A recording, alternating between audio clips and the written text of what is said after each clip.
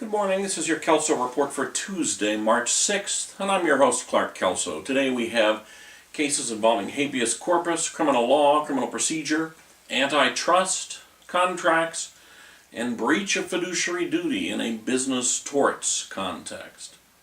Well, we begin first with the Supreme Court of the United States that had a habeas corpus case.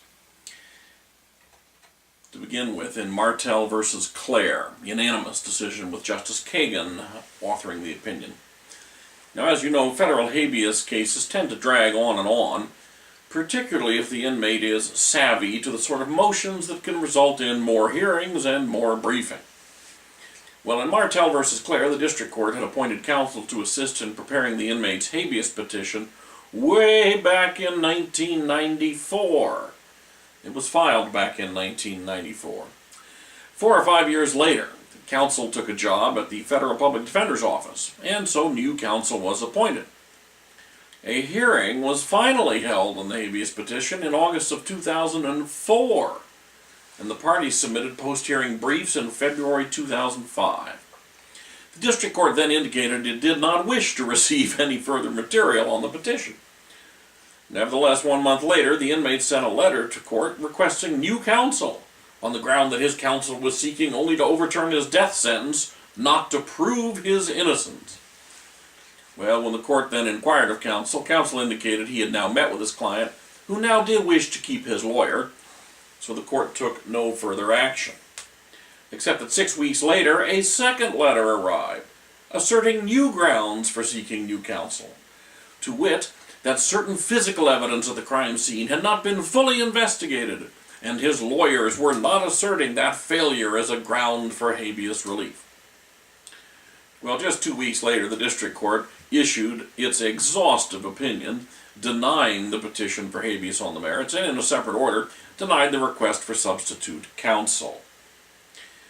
There were 2 issues on appeal. The first question was to select the appropriate standard of review for considering requests for substitute counsel. The Ninth Circuit and a unanimous Supreme Court agreed that the appropriate standard is whether the interests of justice require substitution. The second question was whether the district court abused its discretion in failing to inquire further into the petitioner's second letter. The Ninth Circuit held the court abused its discretion, but on this issue the Supreme Court unanimously reversed the Ninth Circuit, holding that the second letter, which raised brand new claims of error, simply came too late in the process. As the Supreme Court explained, the district court was not required to appoint a new lawyer just so the petitioner could file a futile motion to reopen the habeas proceedings. There must be an end to all litigation at some point. Next, we turn to a Ninth Circuit case involving criminal law and the law of embezzlement. As the Ninth Circuit noted in United States v. LaQuire, a person cannot be guilty of embezzling funds from a victim if the victim did not own the funds that were supposedly embezzled. In this case, an insurance agent was charged with embezzling the insurance company's funds. The agent had an agreement with the company, pursuant to which the agent collected insurance premiums from customers, deposited those premiums in an account where the funds were commingled. The insurance company agreed to that, and required the agent to remit the total amount due at the end of the month, regardless of whether that amount had actually been collected by the agent, with interest on any amounts left unpaid at the end of the month. The theory of the government's case was that the agent held this account in trust for the benefit of the insurance company. But the Ninth Circuit held that the contract between the company and the agent created only a creditor-debtor relationship. So there was no embezzlement when the funds in the account were used for other purposes. The Ninth Circuit reversed the district court's denial of the defendant's motion for acquittal. Next, we have a criminal procedure case involving involuntary medication. Jared Lee Loeffner, you may recall him. He's accused of killing 6 people and wounding 13 others in Arizona, including Representative Gabrielle Giffords. Well, he has appealed the district judge's decision to continue his commitment to the Bureau of Prisons Medical Facility for purposes of treatment to make him competent to stand trial, and a second order for involuntary medication, because the clinicians believed Loeffner was a danger to himself and others absent the medication. Now, the U.S. Supreme Court held in Washington versus Harper that the Due Process Clause permits a state to treat a prison inmate who has a serious mental illness with antipsychotic drugs against his will, if the inmate is dangerous to himself or others and the treatment is in the inmate's medical interest. Basically, a medical decision. However, in Sell versus United States, back in 2003, the Supreme Court imposed a higher standard if the purpose of the involuntary medication was only to render the defendant competent to stand trial. Following language in Sell, which suggested its higher standard did not apply in the context of medication related to the defendant's dangerousness, the majority of the Ninth Circuit held in United States versus Loeffner that the lower standard from Harper applied to the district court's involuntary medication order, and that under that lower standard, the district court's order should be affirmed. Now, factually, it can be rather difficult to distinguish between mental illness that renders the defendant incompetent to stand trial and mental illness that renders the defendant a danger to himself and others. And because of this overlap, the Ninth Circuit dissenting opinion observes that the majority seems, as a practical matter, to have delegated to the defendant's clinicians the power to medicate not only to reduce the defendant's dangerousness, but also to render him competent to stand trial. While I think this observation seems to be factually accurate, the language in the Sell decision seems to be right on point for the majority opinion. If there is an unanticipated consequence of Sell in that language, it's going to be up to the Supreme Court, I think, to resolve any tension between Sell and Harper. And my own view is, if there is tension, they'd resolve it just the way the majority opinion did for the Ninth Circuit. The lower standard would apply. Next, we have a California Supreme Court case in a habeas context involving sexually violent predators. Now, as you may know, California sexually violent predator law permits the Board of Parole hearings to extend an inmate's confinement on appropriate findings after an evidentiary hearing. It's a civil confinement. The board is supposed to make this determination before the end of an inmate's stay in state prison and then file a petition for commitment as a sexually violent predator. But, this being state government, the board sometimes misses that deadline and schedule. Fortunately for the board, the legislature anticipated this, and so Section 6601.3 authorizes an extension of up to 45 days to hold a possible sexually violent predator beyond his release date, quote, on a showing of good cause, close quote. The board enacted regulations to define good cause in this context, and its regs focused on the likelihood that the inmate will be determined to be a sexually violent predator. In re Lucas, the California Supreme Court unanimously agreed that the regulations were invalid. Section 6601.3's focus is on the need for an extension of time on a showing of good cause. Given this focus, the good cause determination should focus on the justification for the extension of time, not upon the likelihood that the inmate is a sexually violent predator.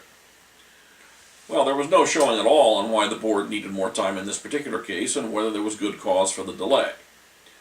Nevertheless, in what I think is a rather remarkable holding, 6 justices agreed that the board's failure can be excused as a good faith mistake of law. To me, this looks like a pretty transparent attempt to keep a couple of likely sexually violent predators confined. Ironically, the majority's focus is on exactly the same issue, that they are sexually violent predators, that the majority faulted the board for focusing on. But that irony seems to have been lost on the 6 justices in the majority.